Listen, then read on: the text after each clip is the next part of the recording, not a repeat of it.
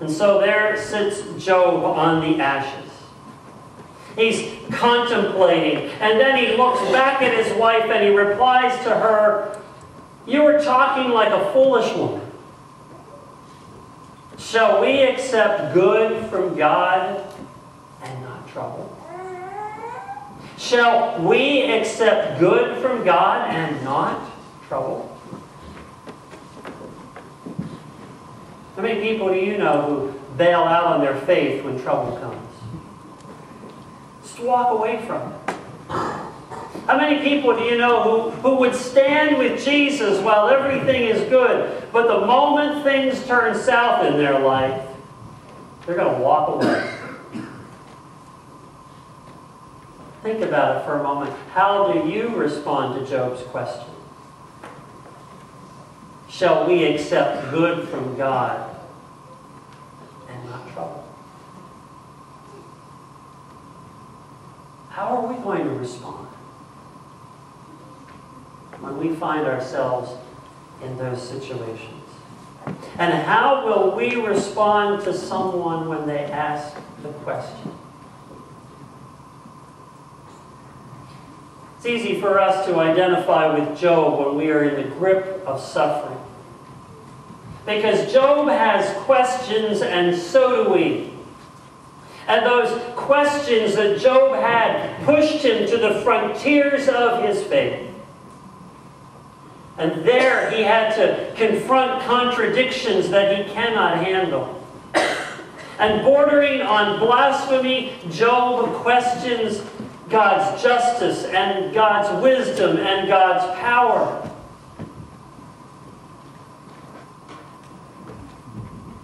You and I need to understand that, like Job, when we struggle with questions about God and about life and about all of the events that go on in this life, God is listening. God's not too busy. God is listening for us in the struggle of our faith, because it is in the struggle of our faith that our faith grows.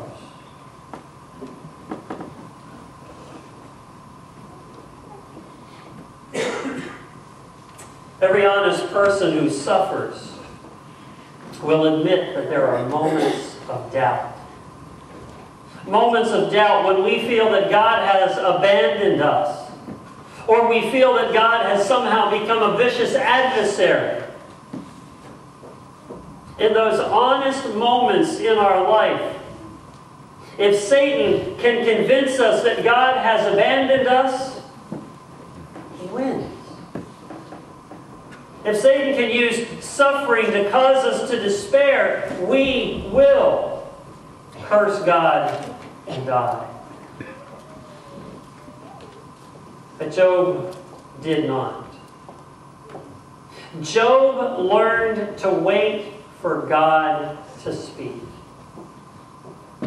He had to wait 30-some chapters through all of the advice of his friends. But when God spoke, Job found the answer. And it may not be the one that we want, but it's the one we need. But Job can only take us so far in our suffering. Job can only take us so far. He teaches us how to deal with the questions, but we need someone who can provide the ultimate answer. So fast forward. Fast forward to a hillside in Bethany, a village just outside of Jerusalem, and Jesus is standing there beside Martha. Days before, she had sent for Jesus. And now, when it is too late, he arrives. Martha's brother Lazarus has been dead for 4 days. And in her despair at this late arrival, Martha challenges Jesus with the words, "If you would have been here, if you would have been here." She was confused because the one man who could have made a difference didn't.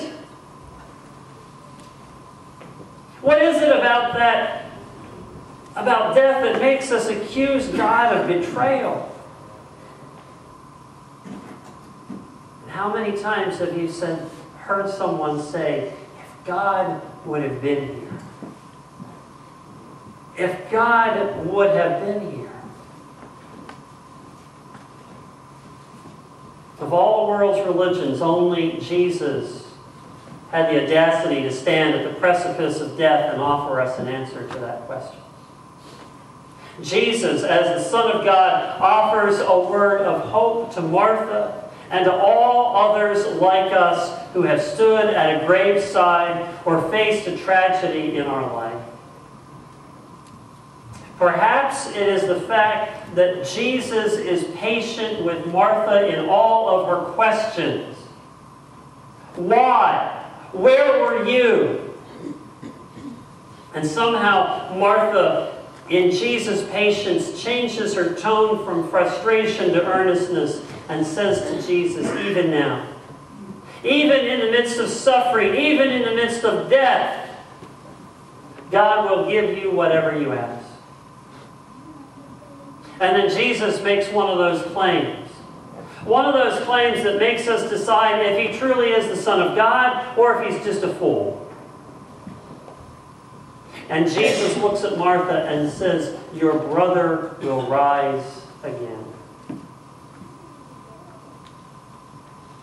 Then Jesus speaks words that echo off those canyon walls. I am the resurrection and the life. He who believes in me will never die. And whoever lives and believes in me will never die. Then Jesus looks Martha in the eye just as he does us, and he says, do you believe this? Do you believe this?